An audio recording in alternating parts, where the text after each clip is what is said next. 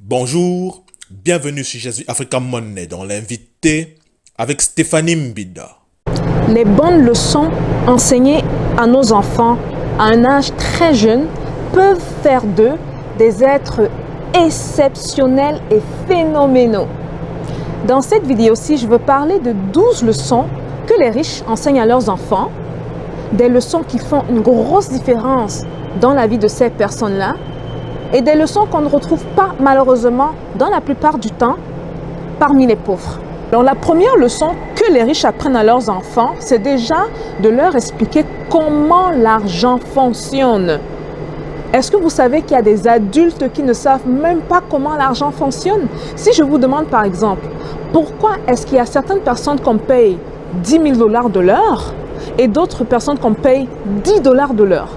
Et souvent, ce sont des individus qui ont fréquenté dans le même quartier et qui sont allés dans les mêmes écoles. Mais, bizarrement, certains d'entre eux finissent avec 10 000 $ de l'heure et d'autres 10 $ de l'heure. Donc, le riche apprend à son enfant très tôt comment l'argent fonctionne. Des choses telles que des facteurs déterminants pour ton salaire. La raison pour laquelle certaines personnes sont payées plus cher que les autres, c'est simplement parce qu'ils ont plus de valeur. Le plus de valeur ils ont, le plus ils seront payés. Quelqu'un qui a plusieurs capacités et plusieurs possibilités et plusieurs aptitudes et une bonne attitude sera toujours mieux payé que celui qui n'a pas grand-chose à offrir sur la table. Donc, les riches enseignent déjà à leurs enfants cette petite différence. La deuxième leçon que les riches enseignent à leurs enfants, c'est la différence entre les assets et les liabilities. En d'autres mots, la différence entre les actifs et les passifs. Un actif te fait gagner de l'argent alors qu'un passif te fait dépenser de l'argent. La plupart des pauvres ne savent même pas c'est quoi un passif. Vos maisons, par exemple, ne génèrent pas d'argent. Vos voitures ne génèrent pas d'argent. Vos nouveaux cellulaires, surtout ceux qui payent les cellulaires chaque année, ça ne génère pas d'argent. Vos fancy clothes, les habits qui vous coûtent 5 000 $ ou 10 000 $, ça ne génère pas de l'argent. C'est de l'argent qui sort de votre poche. C'est un passif.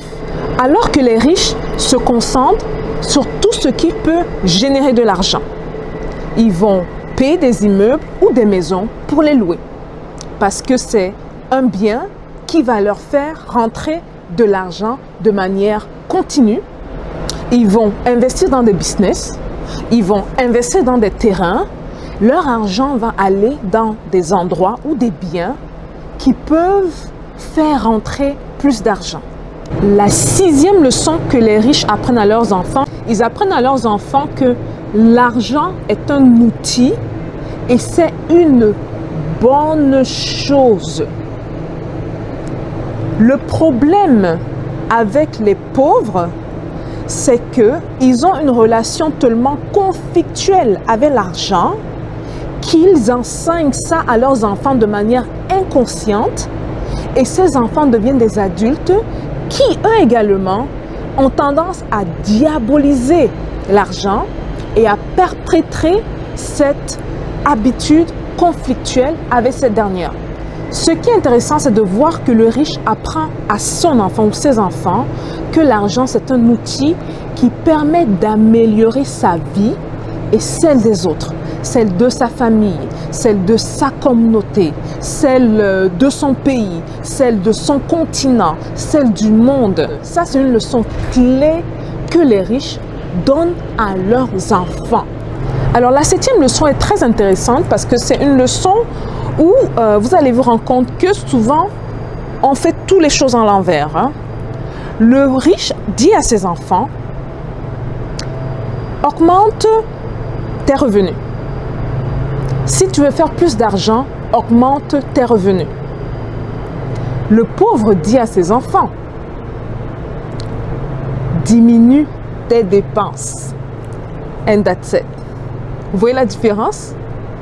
Oui, vous allez diminuer vos dépenses, mais la réalité, c'est que si vous capez, s'il y a un plafond au niveau des revenus que vous faites, ça ne pourra jamais vous rendre riche. Et c'est également pour ça que le salariat, ceux qui travaillent pour d'autres personnes, ne seront jamais riches. Il n'existe pas de salarié riche, pas à ce que je sache. Ok? Donc, le riche apprend ça à son enfant à un âge très tôt et lui dit que ce que tu devrais faire pour être riche, c'est d'augmenter tes revenus et non juste diminuer tes dépenses. Vous voyez? Donc, il va parler des dépenses plus ou moins, mais il va surtout parler des revenus, augmenter ses revenus. La 8e leçon est très intéressante parce que j'en parle souvent sur cette chaîne-ci. C'est ne travaillez pas pour l'argent, mais plutôt faites que l'argent travaille pour vous. Regardez bien ce qui se passe dans le cycle du pauvre. Le pauvre travaille pour de l'argent, il reçoit cet argent, il dépense cet argent pour impressionner d'autres pauvres avec cet argent-là et pour créer l'illusion qu'il est à l'aise financièrement. Ça, c'est ce que les pauvres font.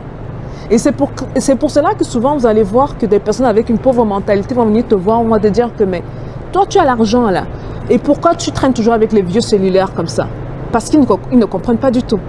Ils ne comprennent pas.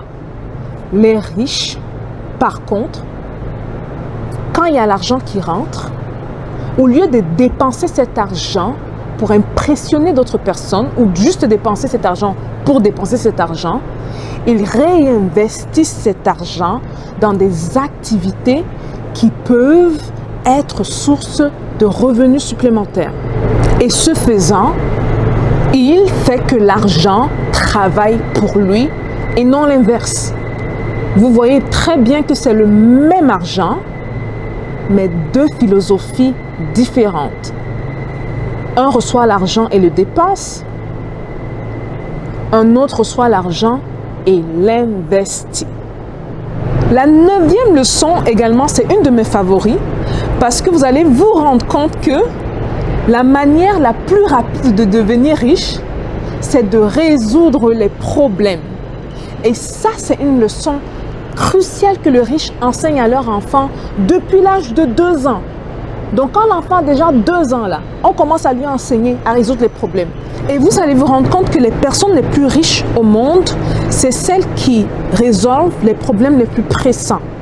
Que ce soit Jeff Bezos, que ce soit Mark Zuckerberg, Aliko Dangote, que ce soit Oprah Winfrey. Ce sont des gens qui résolvent toujours les problèmes les plus pressants.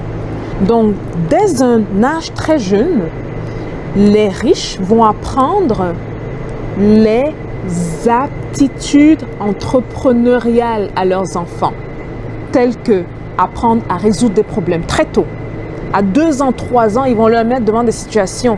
2 ans, 3 ans, j'en ai vu, des situations où ils vont demander à l'enfant de résoudre. L'enfant ne parle même pas encore bien. Tu dis que, mais est-ce que l'enfant comprend quelque chose? Et puis vous voyez l'enfant en action. Et vous vous dites, mais purée, c'est possible de faire ça. Donc ça, c'est la 9e leçon et c'est une de mes préférées. La 10e leçon, c'est bon crédit et mauvais crédit. Les riches enseignent à leurs enfants, bien avant, juste avant l'adolescence, ce que c'est que d'avoir un bon crédit et comment utiliser un bon crédit versus un mauvais crédit. Un bon crédit, c'est prendre un crédit de la banque ou des investisseurs et d'utiliser ce crédit-là pour générer de l'argent. On revient une fois de plus au niveau des actifs. Donc les riches vont prendre l'argent emprunté dans les banques, ils vont payer des immeubles, mais ils vont transformer ces immeubles en revenus. Ça, c'est un exemple.